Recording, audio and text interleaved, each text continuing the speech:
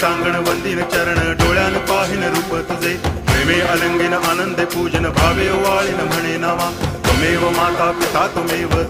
बंधुश्च सखा त्वमेव विद्या करुणं त्वमेव सर्वं मम देव कायेन वाचा मनसेन्द्रियैर्वा बुद्ध्यात्मना वा प्रकृति स्वभावा करोमि यद्यत् सकलं परस्मै नारायणायति समर्पयामि अच्युतं केशवं रामनारायणं कृष्णदामोदरं वासुदेवं हरि गिरिधरं माधवं गोपिकावल्लभं जानकीनायकं रामचन्द्रं भजे हरे